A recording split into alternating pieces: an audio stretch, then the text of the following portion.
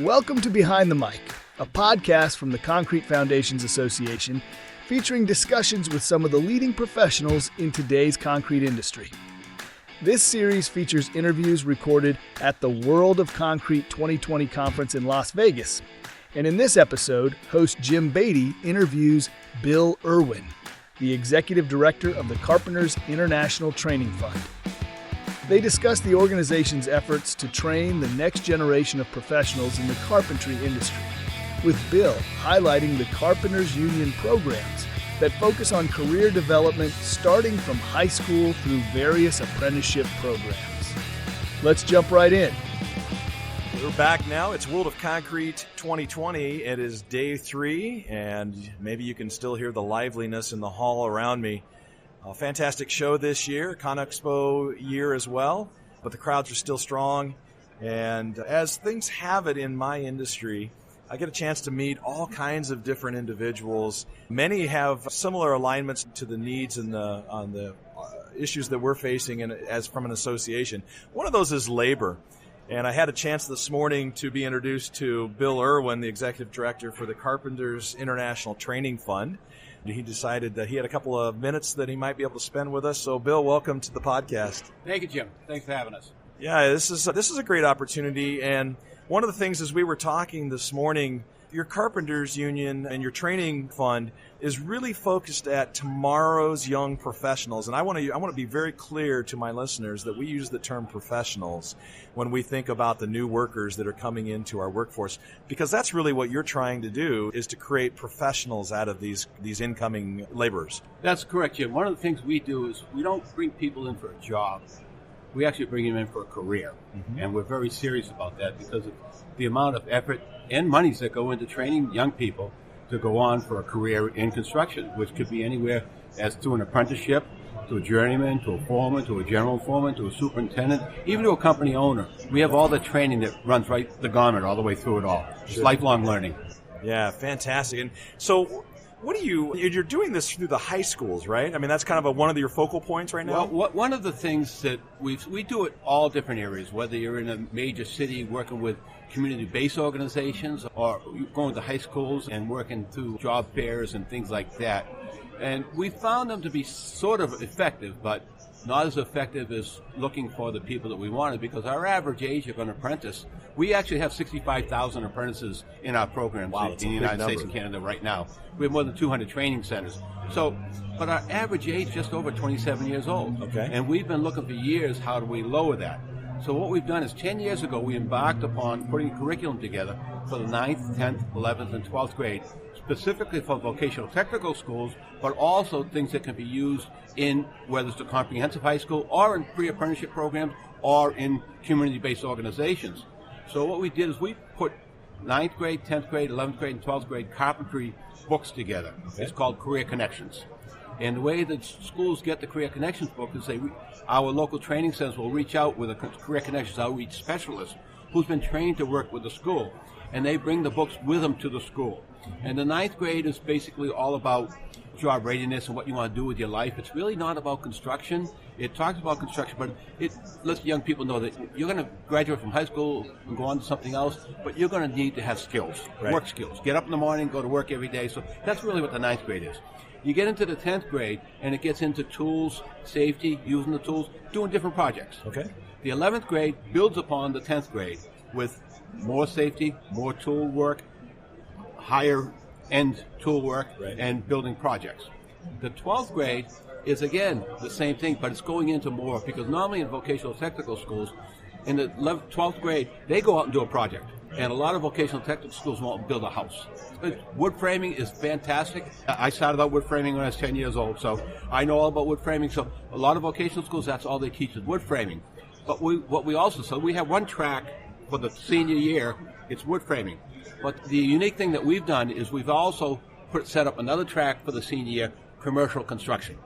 Okay, because a lot of young people don't understand when they get out into the world of work how much concrete work is involved, whether it's architectural concrete or anything else. We represent pile drivers and concrete workers and scaffolders and mill cabinet people and millwrights and residential carpenters. We have 8 basic craft areas, but we also have 33 craft areas that we're qualified by the United States Department of Labor to have an apprenticeable craft trade in. So it really breaks down an awful lot. But anyhow, what we've done is we're now in 600 schools in the United States. Wow. Okay, 600 schools where they're getting our manuals and they're teaching the curriculum, and it's fantastic curriculum, but they're teaching it. But we actually have our training centers, our instructors and our coordinators will go and work with the school.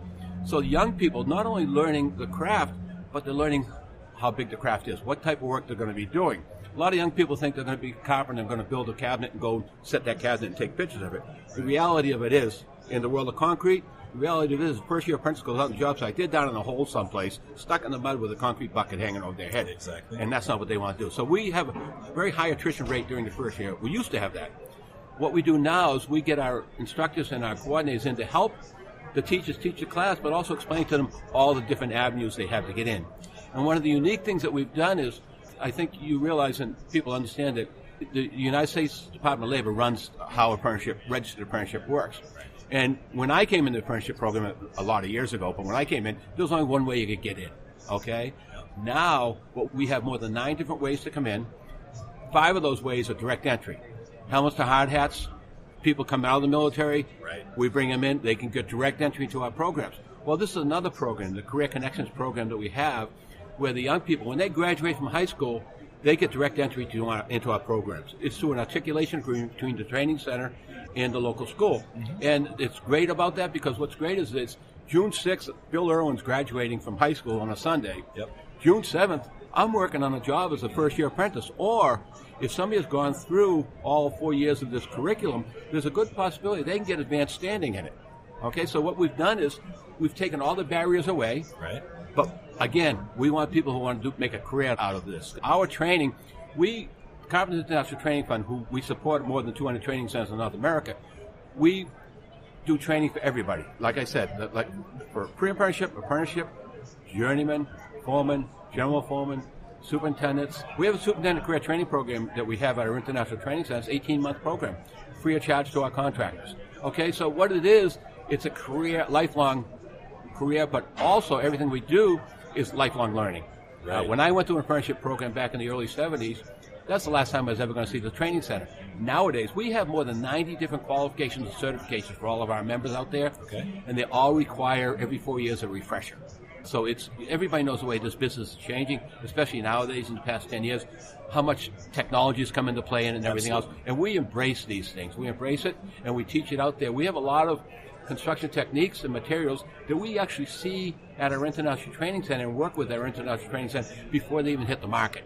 Because we work with a lot of manufacturers and others out there that do these things, and we test them out and we get them into our manuals before they even hit the market. That's fantastic. And so there's a couple of things that I really find compelling about that. Knowing the contractor industry as well as I do, and knowing the risk that's associated with hiring workers in today's age, one of those is untrained, unskilled workforce, and you give them tasks. They're not something as simple as using a shovel. How do you use a shovel to do this activity? Driving a nail, right? Things that are very basic. You step through that, it sounds like, in your training school, starting with 9th grade to high school, 12th grade, and really kind of give them that immediacy of the skill set as well as then the confidence for the contractor that may be hiring them as they get out of that apprenticeship program. And that's exactly right, because one of the things that we've done, we've changed around the way we do business. This is the Carpenters Union, right. The United Brotherhood of Carpenters, since 1995. We opened our International Training Center here in Vegas in 2001. We're at 1.3 million square feet of space at the training center here in Las Vegas, and we don't work in the Las Vegas market. We take care of train the trainers and everything else for all of our more than 200 training centers. Okay. Las Vegas market actually has their own training center that takes care of the Las Vegas market. We just happen to be here because of other reasons, but it's right. One of the things we do is we instill it in everything that we teach, soft skills and hard skills, is that safety, productivity, attitude's one of the biggest things we have going, and productivity. We actually had FMI do a study for us in the interior systems area. We're getting ready to do it in concrete, that if we can increase productivity of our members by 10%, the bottom line for our contractors doubles. Okay, naturally the contract has all sorts of other costs and everything else, but I'm talking the profit down the bottom can double. And we're looking at low-hanging fruit here. Okay, simple things like 10-minute coffee break, not a 20-minute coffee break. Half an hour lunch, not 45 minutes for lunch. Your job is done at 3:30 in the afternoon. Don't roll up and go home at 3:03. Right. And we instill it in everything that we're doing. And it's really paying dividends for us. We're seeing a lot of changes in what we're doing. That is so fantastic. And I realize that I've got listeners to this podcast that I hear the word Carpenters Union and automatically want to shut off their ears. And there's an awful strong non-union workforce that's out there. But there are some critical discussion items that you're bringing to light just in how we think. And it's as much exposure to the ideas of future, of intentionally learning, of lifelong learning, and engaging people at a young age to know that they can build the confidence to work with their hands, to work with their mind, engage the market, and giving them a great place to go. And it sounds like you've bridged a very successful connection there. We have, too. I understand what you're saying. I grew up in the old ways of doing things. Right. People need to really look at the way that United Brotherhood of Carpenters are doing business today, and it's not your father's Oldsmobile, okay? It's a partnership. It's a tripartite partnership. Okay. It's the owner, the contractor, and us. Okay, and it's without each of us, it's a three-legged stool. You take one of those legs away, this stool's going over. We understand that and realize that. We actually treat what we do as a business now, and our business partners are our contractors. And we have a website called UBC, United Brotherhood of Carpenters, carpenters.org, carpenters.org website. Just go on it and see what we're doing. And you can see our training, see what we're doing, training and everything else. And again, it's not your father's Oldsmobile. Right. We're out here for our contractors and our owners. As we were talking earlier this morning, another thing that really faces our industry right now is that a lot of high schools have eliminated the specific education programs that are vocational, right? We've seen a great reduction in vocational talent, classes, opportunities for students. And now you're offering that back. I think you mentioned 600 is your number, but they may not have the faculty that has the talent to do that. How do you address that to schools? Well, that's interesting you say that because you're right. A lot of schools, when I went to school, I didn't go to a vocational school. I actually went to comprehensive schools, but we actually had 1 hour shop every single day. And they did away with that. But what you're seeing a big turnaround now in the past 10 years. Now, I come from Massachusetts. That's where I'm from, as you can tell. But we have one of the best vocational technical systems in the country. Okay? Every single city and town has a vocational school that they're affiliated with. Okay? And it's well funded. And the reason I know this, and just for a side note, is I'm a carpenter by trade, but I served in the State Board of Education in Massachusetts from 1992 till 2003. Wow. Okay. And one of the things I did, I pushed vocational education. We rewrote all the standards and everything else. But you're right. But what we're seeing happen now is a lot of other areas, a lot of states are getting back. They're seeing that college, not necessarily the only thing that's out there. People need skills. You have a lot of people graduating from college who have to go and get some skills now because they don't have the skills. And I say this, and I'm sorry if I hurt anybody's feelings, but our school systems are basically run by chambers of commerce and real estate people because they want to say that 95% of our students graduate and go to college. Right. What they don't tell you is the dirty little secret that only 20% of them graduate from college. We end up with a lot of people coming into our programs that have spent some time in college. Sure. But then they matriculate back to us. One of the interesting things about our programs that we have, 95% of our programs in the United States have articulation agreements with local colleges and universities, and they get credits when they go through the apprenticeship program, and they can actually possibly get a degree. Right. And so I find it very, very compelling then, that message to parents that might be listening, that the hesitation, and I had this as my boys were looking to graduate high school, and I thought, what is their career going to be? And of course, you encourage them to think about college for whatever that future might be, because there's the typical stipulation or stigmatism that to send your child into the workforce, particularly blue-collar workforces like construction, which are vital to the success of this country, means they're going to be slugging in the mud, they're going to be doing the grunt work for a long time until they figure out how to connect that into craftsmanship. How does the high schooler that graduates, had that 4-year exposure, gets into now the trade school, the apprenticeship programs, how have they responded to that new springboard that they have of getting into that professionalism more quickly?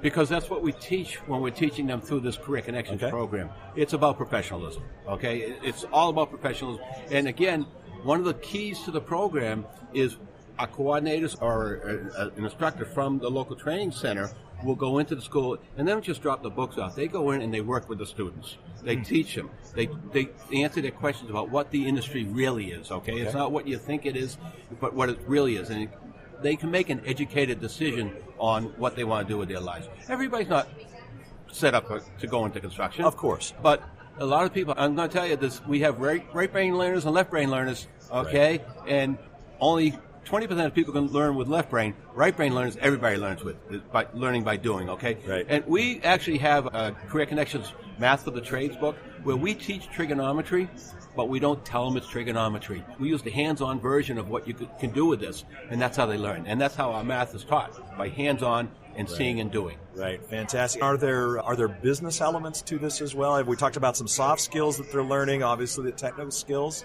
How about business practice or business thinking? Business practice is what we do at our training center in Las Vegas. This is the International Training Center. We actually have programs where we bring people in for soft skills. We bring third-year apprentices for 4 days, and we teach them everything about. We bring 4 contractors in from the area, and they tell them what their profit margin is. One of the questions that goes out to the third-year apprentices, what do you think our profit margin is? And everybody says 70, 80%, 90%, 100%. Right. When the contractor tells them, no, it's about 2 or 3%. And we teach them that. Then we teach them, I talked about the productivity piece as far as is you gain 10% productivity, you double the bottom line. We teach them about productivity. We teach them things like that. So that's a third-year apprenticeship program. We also have a program now that's we call the 300-hitter program, where we bring journeymen in. We've already brought 45,000 journeymen into the Las Vegas program for 4 days to teach them the soft skills. And again, it's escalated from the third-year apprentice program to another to show them how to work productivity, your attitude, and everything else. And then beyond that, you bring the people who go to the top of that to what we call 212 hitters, okay?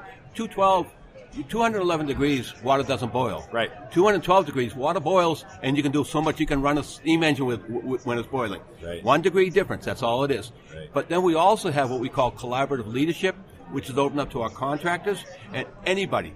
The company owner, and these people don't have to be union members. Company owners, all the office, and everything else can come in with the foreman, the superintendent on the job site, because one of the biggest problems we see is a disconnect between the company's office and the field. Okay, right. You know, a foreman or a superintendent calls from the job site and says, "Listen, I need 20 Baker stations and 10 skill saws here by Wednesday." And somebody in the office puts it in and says, "Okay, we won't send them out till next Monday." They don't understand what it's doing to the crew. But one of the things we teach in this collaborative leadership is communication skills. Communication skills goes throughout, but when you get to the collaborative leadership, that's when it comes in. And again, the collaborative leadership is opened up to our contractors, and it's from everybody from the owner all the way down. It's really great. Wow, that is a fantastic. It's really a complete investment in the individual, and that's something that typically the construction industry has not done a very good job of historically, is committing to onboarding individuals in a complete and holistic way so that they can develop the full range of skills that you really want out of quality workers, with that goal of looking to the end when they are a professional, either working side by side with you as a coworker, maybe even handing off the business to them at some point. Exactly right. Exactly right. And what we're showing is a career ladder. A lot of people out there just want to go to work as a carpenter and go home every night and not worry about anything, okay? But we give them the ladder and the career and the tools. You want to do better? You want to go more? You want to become a company owner? We give you all the tools. And by the way, all of our training, whether it's here in Las Vegas for the collaborative leadership or anything else, is free of charge to our contractors. Okay, and that's paid to a cents per hour contribution that's paid by our members while they're out working. Sure, fantastic. And so we're here at the World of Concrete, and you and I are both executive directors of our respective organizations, and we're in the middle of all of this technology, right? And it changes every year. I think I'm going to come and I'm going to see more of the same, but really technology is changing so fast. How do you find this curriculum embracing technology and then delivering that for these budding apprentices? I understand the question. We embrace it 100%. We work with Procore. We work with a lot of the different companies out there. I'll give you an example. Autodesk. We approached Autodesk 6 years ago about doing BIM training. And we had, till we finally got to a vice president from Autodesk who understood what we did, because Autodesk does the annual international show here every year. Right. And we actually got a couple of vice presidents over to see what we do. And we have a total BIM program where we're doing either training for our superintendent, but we have a superintendent career training program, 18 months. We bring our superintendents in for that. We bring our general foreman in for the BIM training. But we have 2 versions of BIM training. One is a train-the-trainer where our trainers will go back to the local training center and just give everybody a little taste of BIM and what BIM does and how to do it. But the bigger piece of it is bringing in the superintendents and the general foreman and everything else and really teaching them through projects and BIM and things like that. Sure. But we're embracing and we embrace technology. We embrace changes. And this is what we're all about.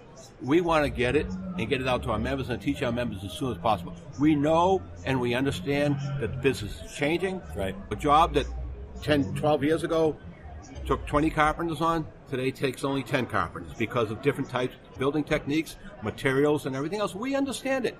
It's a labor-intensive job. If a contractor or an owner can lower their labor costs, they're going to make and save money. That's fine. We're fine with that. Right. But we're going to embrace the technology so that instead of having one job, we now have 3 jobs. Wow. So that's our philosophy, and that's why we're looking at the whole industry. What's been the biggest challenge that you'd say that has come out of trying to get this development process going to a greater percentage of apprentice workshop? The challenge has been parents. Okay. The biggest problem, you mentioned it earlier. Years ago, when I was a training director back in Boston and New England, we do job fairs and go into high schools, and you go into the guidance counsel's office and you put a poster up saying carpenters, that's the way to go. And we walk out of the office and a parent will walk through the door and see that poster on the wall and tell the guidance counselor, you take that down because my kids aren't going into construction. I'll tell you a quick story. Sure. My son, I have a son now who's 33 years old. And 2 months before he's getting out of high school, he's supposed to be going to college, he came to me and said, I'm not going to go to college, Dad. I said, what do you want to do? He said, well, I want to join the Carpenters Union. I said, okay. So he made application, went through a 4-year apprenticeship, and he worked out in the field for another year. Well, then he comes to me and said, Dad, I want to go to college. I can't work like this the rest of my life. I said, well, what do you want to do? He said, I want to go to Wentworth Institute and get a construction management degree. Okay. Well, it just so happened that the program that he went through, they got 28 credits towards Wentworth Institute. He went to college, graduated from Wentworth Institute with a bachelor's in construction management. He went to work for a company in the Boston area. He wants to be a project manager. He started out as assistant superintendent, assistant project manager. Now he's a project manager, and he's 33 years old. He just was handed a job by his company, a $72 million job that he's going to be a project manager on at 33 years old. But he has a practical experience as a carpenter, but he also has the training and the learning that he got at Wentworth Institute. And so confidence comes from that. Exactly right. And I totally hear that parents can be, and for parents that are listening on this broadcast, I do encourage you to think about that career opportunity that truly exists, and doing so in a way that creates and establishes and honors the confidence that our children should have. But there's another story in your son, because now your son has reversed that and came to you and said, trust me, let me go do this and experience it myself. So for our podcast listeners that might be in that under 20 category, what's your message to them? Look, get in touch with the local carpenters training center. Find out what the opportunities are. And look, if you're at a vocational school, this curriculum can also be used in comprehensive schools, pre-apprenticeship programs, and other things too. The way we publish and put things out, it's all movable, workable, so you can, whatever the case may be, whatever the school may be, it can work for them. Right. But my message is, you're going to get out, if you go to college, which is fine, I'm not saying it's a bad thing, but have an idea what you want to do with your life. Okay, because what's going to end up happening is you're going to get out of college and you're going to have to go to some sort of technical training. One of the big things that's happening in this secondary education area right now is there's a lot of schools that are coming out there to do technical training. Okay, so it doesn't necessarily mean that you're going to get a bachelor's degree in something, but you'll get a year of technical training or 2 years. Depending upon what area you want to go into work in, this technical training is the most important thing. Fantastic. And let's not overlook the fact that when you use the phrase carpenter apprenticeship program, carpenter training, which to most of the world means wood construction, reminding our listeners that at the top of the podcast here, you're explaining there is a very broad skill set that you guys are involved in. Yeah, everything from like carpenter, if people don't know what a millwright is, millwrights are people who put in heavy machinery and power generation. Pile drivers, residential carpenters, interior systems carpenters, lathers, the old lathing trade, wire lathing trade, a cabinet makers, mill cabinet, floor covering. That's all covered by us. As a matter of fact, we have 35 apprenticeable craft areas that are approved by the U.S. Department of Labor that we can apprentice in through the Carpenters Union. So it's a lot more than working with wood. Yeah, that's fantastic. Well, Bill, I appreciate your time today and helping bring the listeners some confidence that I think was important. And that's why I wanted to invite you on today. It's just because I'm very passionate about tomorrow's workforce. And I feel like we've got to get into our schools and encourage students to believe that there's craftsmanship that they can access, professionalism that they can look for. And it's not about being somebody's grunt and laborer for the first 10 years of their life, that they can come out of high school ready to go. Absolutely. It's a career choice, and it's a career ladder. And again, I said it earlier, I started out and we preach this, we're not training you for a job, we're training you for a career. Fantastic. Well, once again, he's Bill Irwin. He's the Executive Director of Carpenters International Trading Fund. You can get more about them at carpentersdart.org. I want to encourage you to look them up. And I hope you have a great rest of the World of Concrete 2020. Continue to embrace the technology and continue to help us lead our future students into the great workforce of tomorrow. Thank you, Jim. Thanks, Bill. Pleasure being on. Thanks. Behind the Mic is brought to you by the Concrete Foundations Association. You can learn more about us and about becoming one of our #CFA Concrete Pros by visiting our website, cfaconcretepros.org. If you're a concrete professional interested in being part of a future podcast, reach out to us by email to info@cfaconcretepros.org to start a conversation. Thanks for listening, and we'll see you next time on Behind the Mic.